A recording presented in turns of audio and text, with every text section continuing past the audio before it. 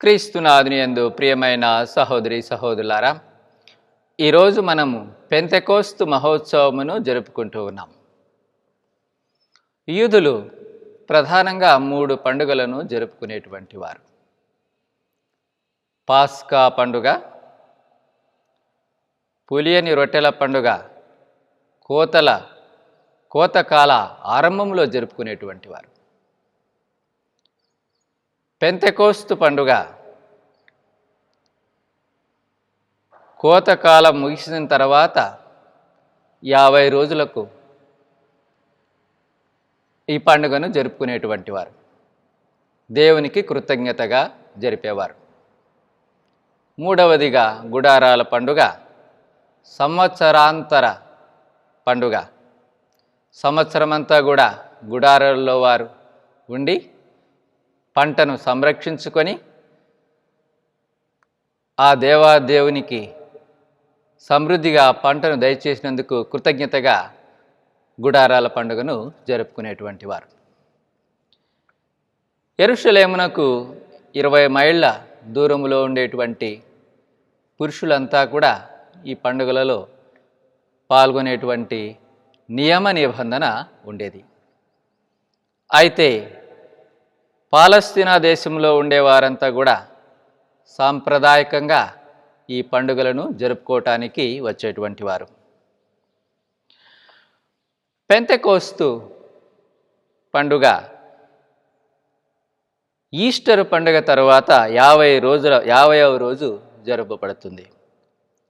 యెరూషలేములో అపోస్తలులు మరియు శిష్యులు గుమిగూడినప్పుడు పవిత్రాత్మ వారిపై వేంచేసింది.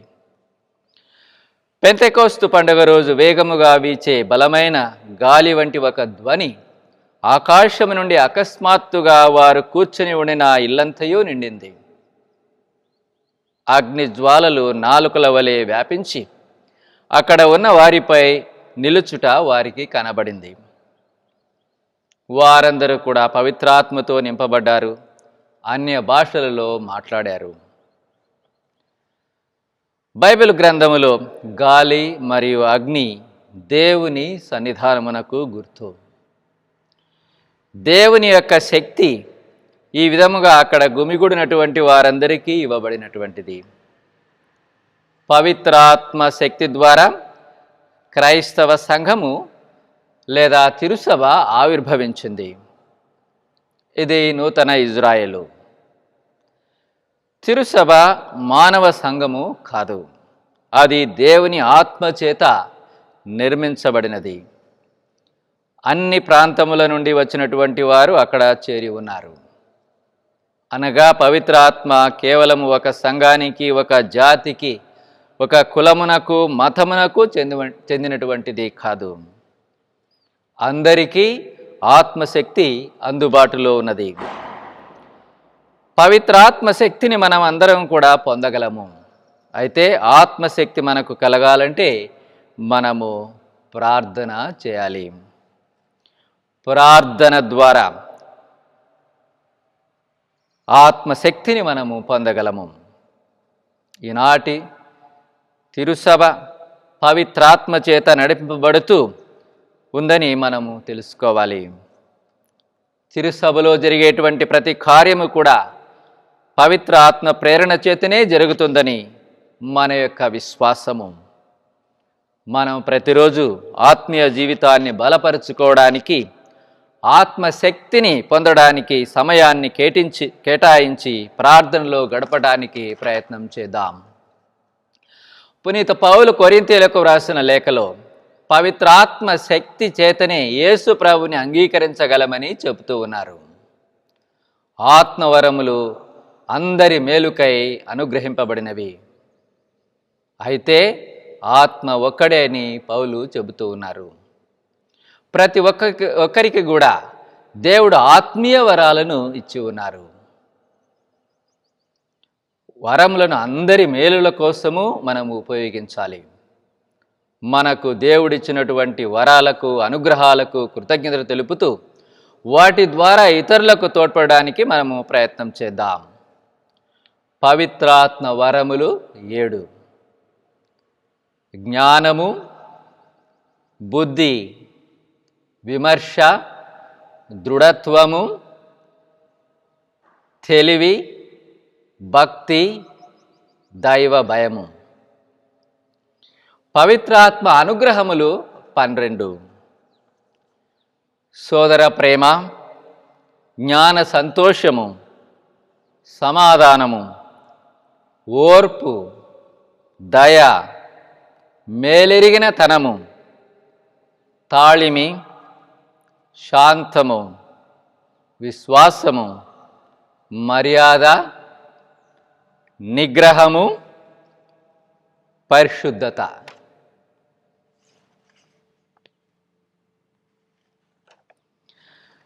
ఈనాటి సువార్తలో పునీత యోహాను యేసు ప్రభు శిష్యులకు దర్శనమిచ్చి పవిత్రాత్మ ఇచ్చినటువంటి విషయాన్ని మనకు తెలియపరుస్తూ ఉన్నారు.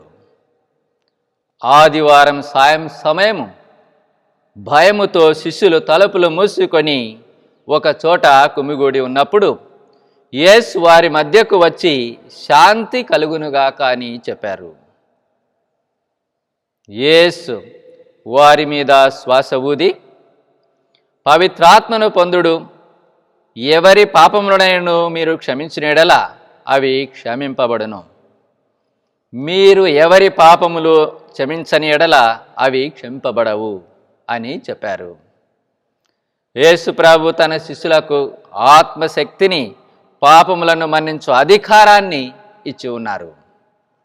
ఈనాడు కథోలిక స్త్రీ సభలో పాప సంకీర్తనము, దివ్య సంస్కారము కొనసాగించబడుతూనే ఉన్నది. పాప సంకీర్తనములో గురువు ద్వారా మన పాపములను దేవుడే క్షమిస్తూ ఉన్నారు. మన జీవితాలలో భయము ఉన్నప్పుడు ఆత్మశక్తి కోసం మనము ప్రార్థన చేయాలి. ప్రార్థన ద్వారా రోగ నిరోధక శక్తి మనకు పెరుగుతుంది. ప్రియ సహోదరి సహోదరులారా, పెంతెకోస్తు పండుగ జరుపుకునేటువంటి మనమందరం కూడా ఆత్మీయ శక్తితో మనలను ఆ దేవాదేవుడు నడిపించమని, ఆత్మీయ వరములు మనందరికీ దయచేయమని ప్రత్యేకముగా వేడుకుందాం. మిమ్ములను, మీ కుటుంబములను ఆ పవిత్ర ఆత్మ ఆశీర్వదింతురుగాక. ఆమేన్.